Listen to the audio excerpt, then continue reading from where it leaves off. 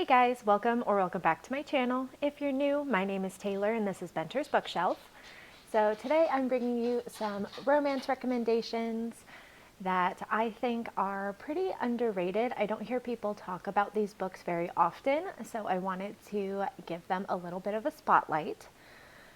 So I'm going to start with the one book on this list that I do own physically. So without further ado, here are my romance recommendations.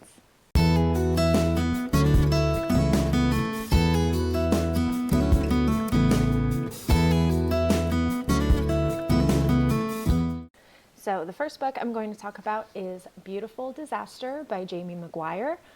This is a new adult contemporary romance, and it is one I've talked about on my channel before. So I will link the video where I talked about that. But I did meet the author at a book convention back in 2017 and got my copy signed. So I'm super happy to have her signature. I did fangirl like a whole bunch. I was so afraid that I was going to pass out when I met her, but everything went great. I got a picture with her, and I'll put the picture here so you can see it. But yeah, it was super fun. I am just like over the moon that I was able to meet her, because at the time this was like my favorite book. So, Beautiful Disaster, we are following two college-aged characters. Basically, we have this like good girl, and her name is Abby. She ends up meeting this bad boy, Travis. Now, Travis is like very brutish and does this like not sanctioned MMA fighting. And he wants to get to know her better. She's not interested. So we end up with a bet that if he loses the fight, then he will like get out of her life. But if he wins the fight, then she has to move in with him for like a month, I think it is. And of course, he wins the fight. So we've got that forced proximity trope going on in here. And it turns from like not like enemies to lovers, but it's like, why am I here? Like, why are we doing this? To a really like sweet relationship. And we get to meet Travis's family, and he has a whole bunch of brothers that Jamie McGuire actually wrote a spin-off series about all of the brothers as well, which I have yet to read, but I do plan on reading it. So yeah, I've read this multiple times. I've given it 5 stars. And if that sounds like something you're interested in, go ahead and pick up a copy for yourself. Okay, the next one I have to talk about is Wallbanger by Alice Clayton. Now, this is one that I recommend to everybody because it is so funny. This is an adult rom-com, and we are following our main characters, Caroline and Simon. Now, Caroline lives in an apartment building, and Simon has just moved in to the apartment next door. Now, this is a problem because their bedrooms share a wall. And Simon is quite a playboy, and there is a lot of wall banging that comes from his side of this shared wall. Now, this is kind of like a roommates to lovers trope. It's a neighbors to lovers, I guess. But it is just laugh out loud hilarious. I can tell you with absolute honesty that my cheeks hurt from laughing so much reading this book. And it is the first book in a companion novels series. And there also are 2 novellas that follow up this first book, the couple from this first book, Caroline and Simon. Another thing about the plot here is that Caroline has put herself on a self-imposed like dating hiatus. So the attraction to Mr. Wallbanger is not very opportune for her. But like I said, I absolutely loved this book. I recommend it to everybody, and I think you should check it out. Next up is Life Unscheduled by Kristen Rockaway. I read this last year for my A to Z challenge that I unfortunately did not have the opportunity to finish because of life events that I have talked about previously. And I ended up giving this one 4 stars. I thought it was a really solid romance. It is adult contemporary, and we're following our main character, Nicole, who is a workaholic. She is married to her job, and that is proving very difficult in her life because her best friend is getting married and she is maid of honor. So she has all of those obligations that she has to fit into her already insane schedule. And then there's this guy that she meets that she is really trying to like form a good relationship with, and work keeps getting in the way. So she like puts herself on this like 6-month calendar where she has scheduled out like every single minute to make sure all of these obligations are met, make sure she's giving attention to the people who need it, as well as keeping up with her super demanding job. Of course, it doesn't go to plan, because what kind of schedule like that ever does? And she has to deal with the fallout. She has to prioritize things, make hard decisions, and it really showcases burnout very well.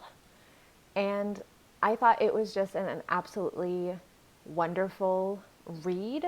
It was a very fast-paced read. And yeah, I recommend it for really anyone who enjoys romance books.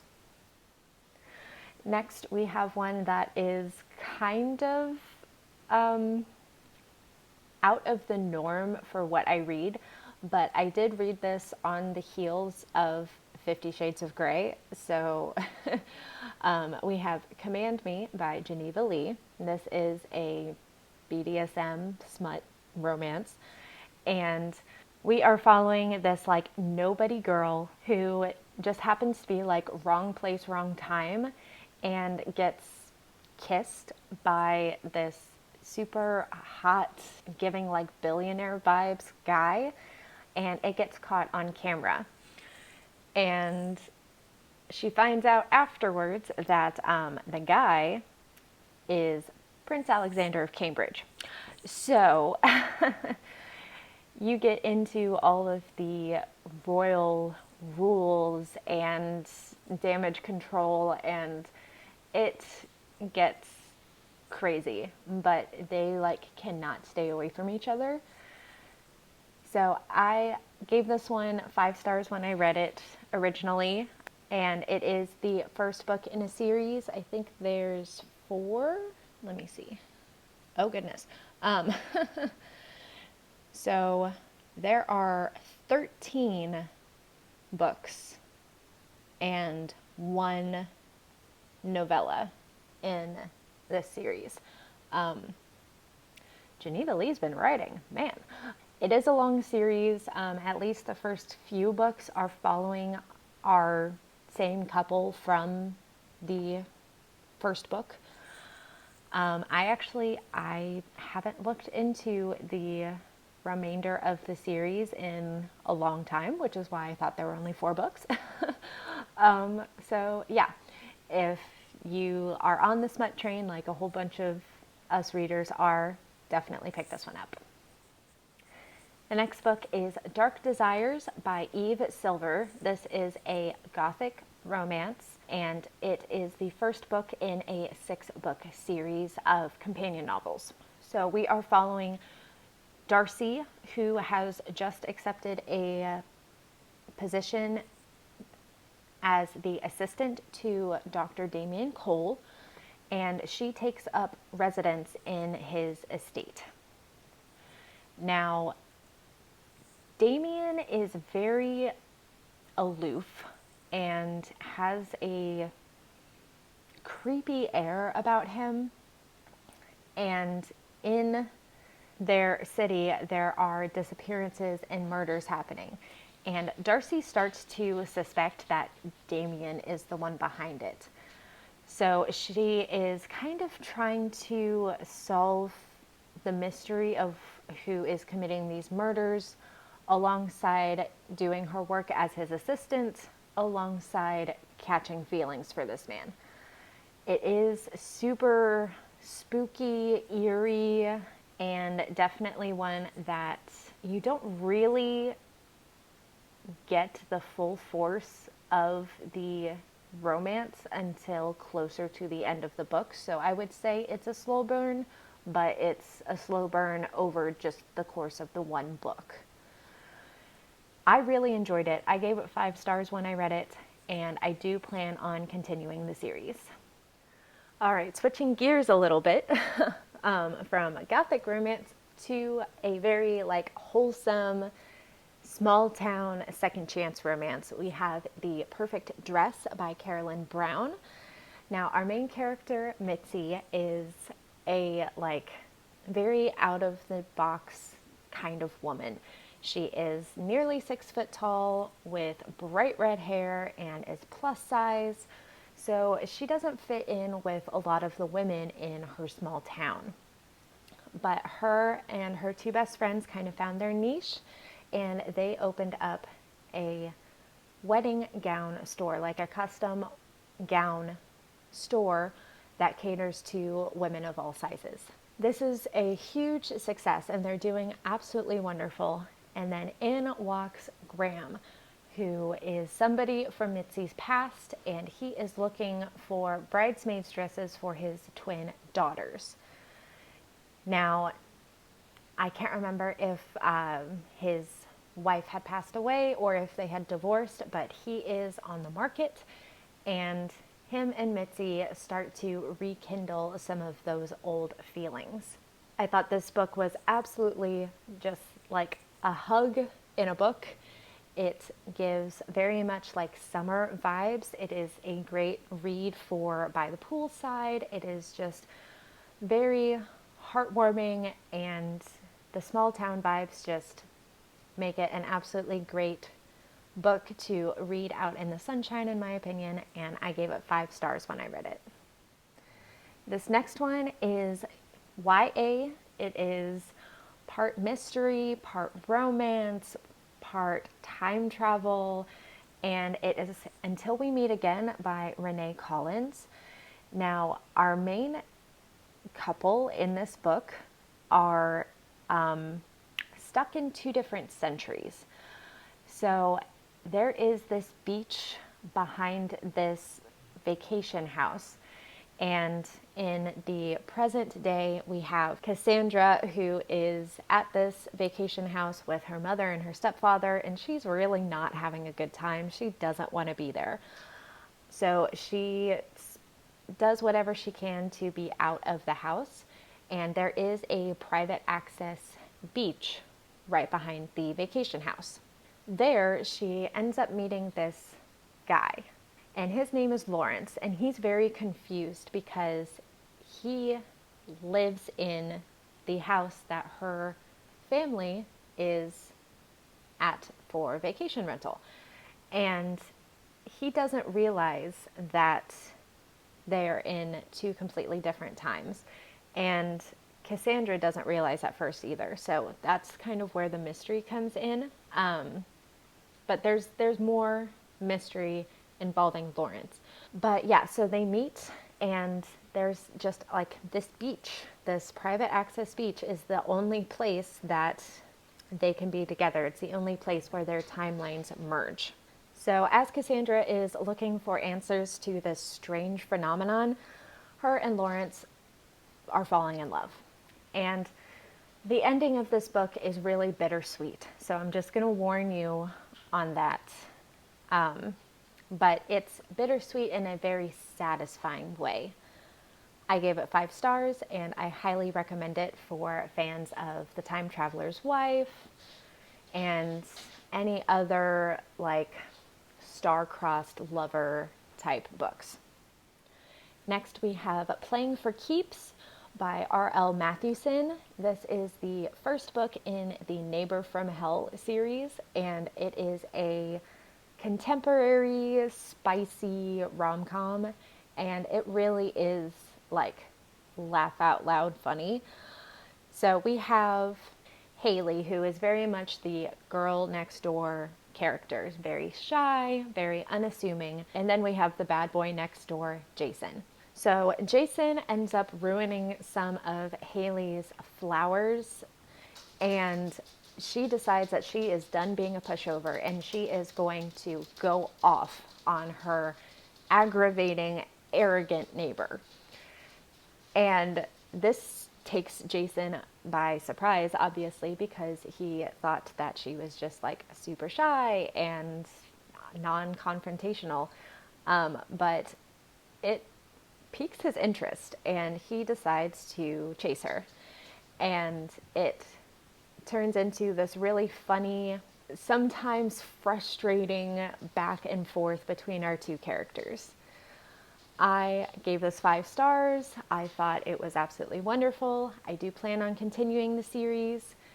And if you like the witty banter of like Emily Henry books, I think you will like the banter that we get in Playing for Keeps. All right, these next one, I had the awesome opportunity of being approved for the e-arc for it from NetGalley. It is out now. It was a release early in 2023, and that is Breakup from Hell by Anne de Villa Cardinal. Now, this is not your typical romance. This is a romance gone wrong, and it is fabulous. So we are following Mika, and she is into horror movies and books and things, and her family is super religious and is not having it. It's not how they do things. She's been with her same friend group for their entire lives. Their families are all interconnected. And then she meets this new guy, Sam, and he's mysterious and off the wall, and she starts to fall for him. And the more time she spends with him, the more she realizes that there's something not right here. Weird things also start to happen with her friends, like they start to get powers that they didn't have before. And I'm gonna stop like synopsis wise there and just say that there are biblical retelling elements to this story, and you won't regret picking up this book. Next up is one that I read last year, and that is The Coincidence of Coconut Cake by Amy E. Reichert. I have talked about this before, so I'm not going to go a whole lot into detail, but I will say that this is like a You've Got Mail type of romance story.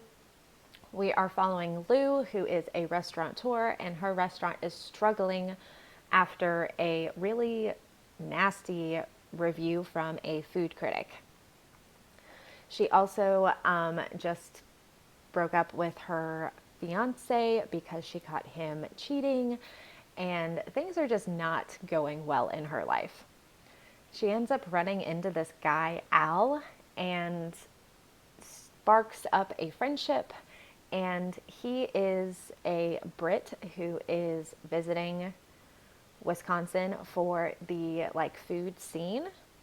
He tells her that he is a journalist, and she takes him all around Wisconsin to these different restaurants and cafes and food stands, and really gives him the like culinary tour. Little does she know that Al is actually the food critic that wrote the review that is tanking her restaurant. they start to catch feelings, and it ends up being kind of a precarious situation for Al. I gave this one 5 stars. I absolutely loved it. The food imagery in this book is to die for. Make sure you have snacks around, especially cheese, because Wisconsin. And yeah, you're going to want a snack during this whole book. Next, we have this adorable YA graphic novel, Bloom by Kevin Panetta.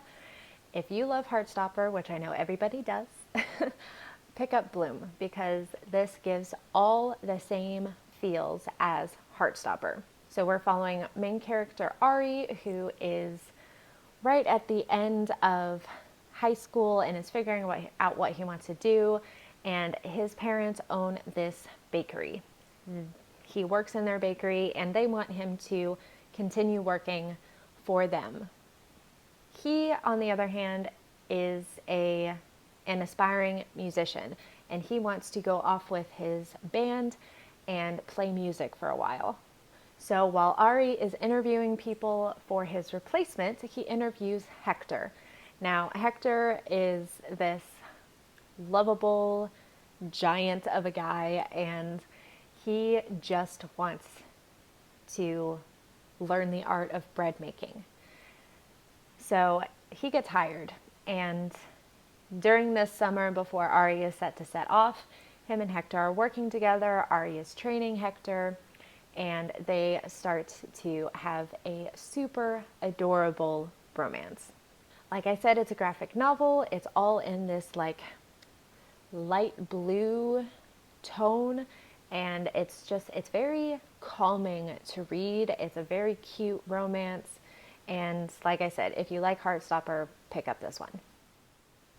And the final book that I have to recommend for you guys today is Delirium by Lauren Oliver. This is the first book in a trilogy, and it is a YA dystopian sci-fi romance. So basically, we're in an alternate United States, and love has been outlawed. It's been declared a dangerous disease, and when you turn 18, everyone goes through this procedure to remove their ability to love. Now, our main character, Lena, is about to turn 18. She has like 3 months left, and she ends up meeting this boy, Alex, who is not from society. He's from the wilds. So he is one of the people who escaped and did not get the cure. And he's telling her all of these things about how it is out there and what love really feels like, and convincing her not to go through with the cure. And it's really a fun exploration into love as a general concept and the different types of love you can have. And of course, it is a romance at the heart of it, and so Haley and Alex do end up having feelings for each other. Like I said, this is a trilogy, and we do follow these characters throughout the whole 3 books.